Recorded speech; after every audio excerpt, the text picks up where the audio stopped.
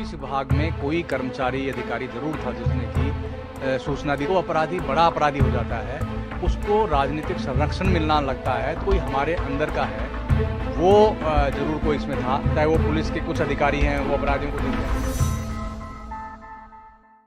उत्तर प्रदेश के कानपुर में हुई घटना के बाद से पुलिसिंग में एक मनोबल को लेकर भी बड़ी चर्चा छिड़ी हुई है कि अपराधियों का मनोबल तोड़ना है तो पुलिस का मनोबल तभी बनेगा। इस पूरे मामले पर मेरे साथ बात करने के लिए मौजूद है उत्तराखंड के पूर्व डीजी राम सिंह मीणा, जो उत्तर प्रदेश में भी जिन्होंने सेवाएं दी हैं और आज से 25 साल पहले वो कानपुर में भी बतौर पुलिस अधिकारी नियुक्त रहे। सर, सबसे पहले स्वागत है। जो पूरी घटना है सर, अगर मैं आपके पूरे 30-40 साल के करियर की बात करूं तो किस तरीके से देख रहे हैं आप सर? ये देखिए, बहुत ही दुर्भाग्यपूर्ण घटना है। इस तरह की घटनाएं पुलिस में बहुत कम होती हैं, और जब आतंकवाद का समय था उत्तर प्रदेश में या पंजाब में, तभी इस तरह की घटनाएं सुनती, तब भी इतने बड़े पैमाने पर पुलिस अधिकारियों की हत्या होना कम ही सुना जाता था। लेकिन ये बहुत ही दुस्साहसपूर्ण घटना है, जो कि एक विकास दुबे बहुत बड़ा अपराधी था, उसके द्वारा अंजाम दिया गया।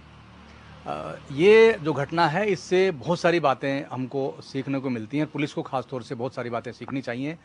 हालांकि इस तरह की रेड्स में छोटी मोटी घटनाएं होती रहती हैं। जब कोई भी पुलिस की पार्टी रेड के लिए गई और बड़ा अपराधी है, तो उनके साथ मुजामत जिसको बोलते हैं हम लोग पुलिस की भाषा में, जहाँ पे कि उनका विरोध हो गया या कई बार एक आध हमारे पुलिसकर्मी की जान भी उसमें चली जाती है, लेकिन ये बहुत कम होता है।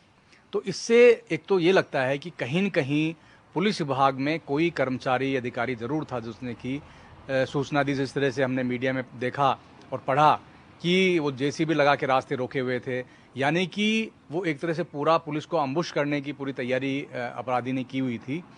इसका मतलब कोई न कोई सूचना पुलिस रेड के संबंध में उसके पास थी।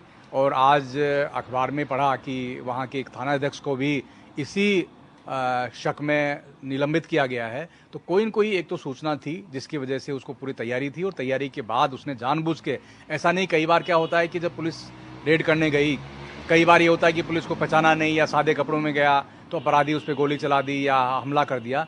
लेकिन इसमें क्योंकि सारी साजिश के तौर पूरी तैयारी के साथ अपराधी बैठे हुए थे और उन्होंने तीनों तरफ से घेर के उनको निकलने का मौका नहीं दिया, और इस तरह से 8 बड़े सीनियर अधिकारियों की हत्या की गई है। तो एक तो कोई न कोई हमारे अंदर का है वो जरूर कोई इसमें था, जो कि जांच के बाद पता चलेगा कि क्या हुआ है और किसने सूचना दी है।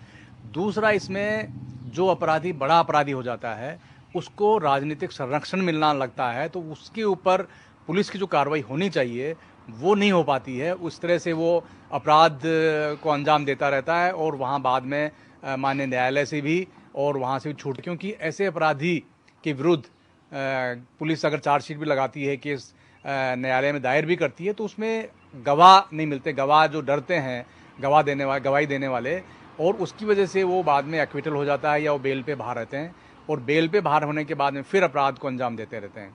तो एक जो संरक्षण है किसी भी लेवल पे, चाहे वो पुलिस के कुछ अधिकारी हैं वो अपराधियों को देते हैं या राजनीतिक संरक्षण है, वो मिलने की वजह से उनका दुस्साहस बढ़ता है और इस तरह की घटनाएं अंजाम होती सके। बहुत बहुत शुक्रिया सर। तो उत्तराखंड पुलिस के पूर्व डीजीपी जिन्होंने 2 दशक तक उत्तर प्रदेश में भी सेवाएं दी, उन्होंने भी स्पष्ट रूप से कहा कि घटनाओं से सबक लेना चाहिए और आगे इस तरीके की पुनरावृत्ति ना हो। इसको लेकर और भी बेहतर पुलिस को प्रोटेक्शन हो या होमवर्क की जरूरत के साथ काम करना चाहिए। अपने सहयोगी हर्ष शुन्याल के साथ में प्रियांक वशिष्ठ, इंडिया वॉइस, देहरादून।